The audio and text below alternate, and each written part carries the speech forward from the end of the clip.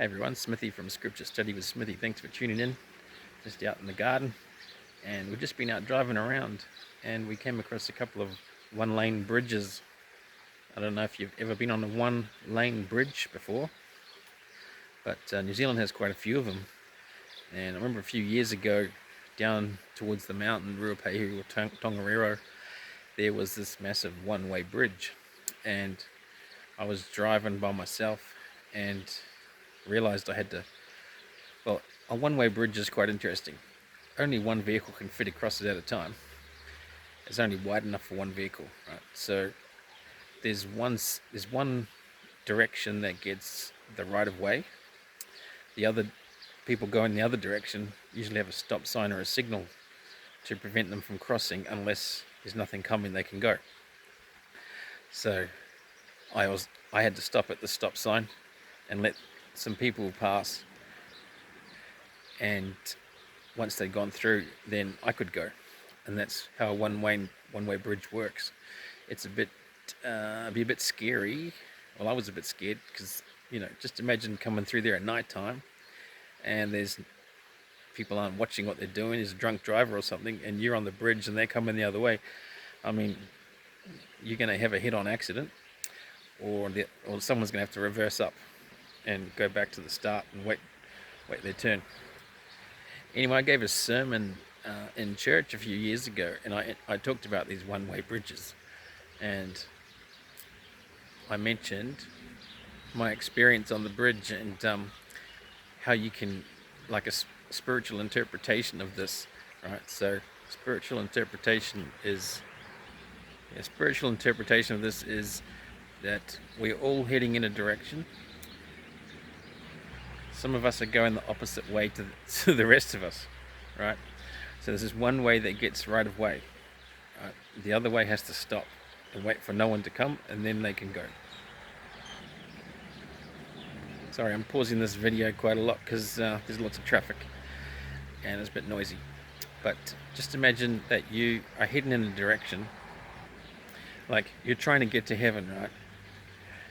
Sometimes in life, when we're trying to focus, we're trying to get somewhere, we're trying to go somewhere, but we find that we have to stop and stand still, right? Yeah, so sometimes in life we have to stop and stand still and see the salvation of God. And we have to let the opposition, whatever it is that's coming the other way, do its thing while we just stand still and wait for it to pass, right? And then we can go and move forward.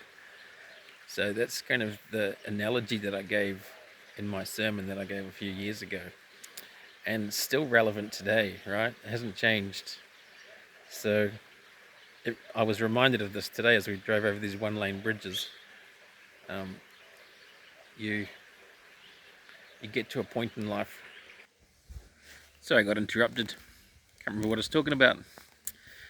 Apart from one-lane bridges. Anyway, we all have time in life where we have to stop and we have to stand still and let the opposition pass us, and then we can pick up and carry on again. And there's nothing wrong with that. It's just life, and it's about being positioned correctly, right? So when you pull up to the one-lane bridge, you got to stay left. If you're in America, you'd probably have to stay right. You stay left and you wait behind the line, right? So it's the same as the commandments of God, right? So they position us correctly. If we live in them, we're standing on holy ground. We're safe in the within the covenant, right? And we can stay there until we need to move, right? There's no hurry. And sometimes in life we do get in too much of a hurry, and we could not stop and just carry on through and end up in trouble, or we can be impatient and lose sight, I guess, of the purpose and the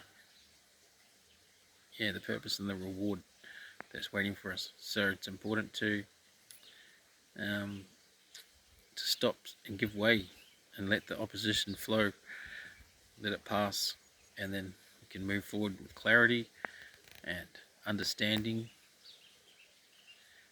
and less stress too. So yeah, this is some thoughts today as I was driving around crossing these one-lane bridges. And sorry I had to pause this video so much, but there's so much traffic. Anyway, thanks for watching.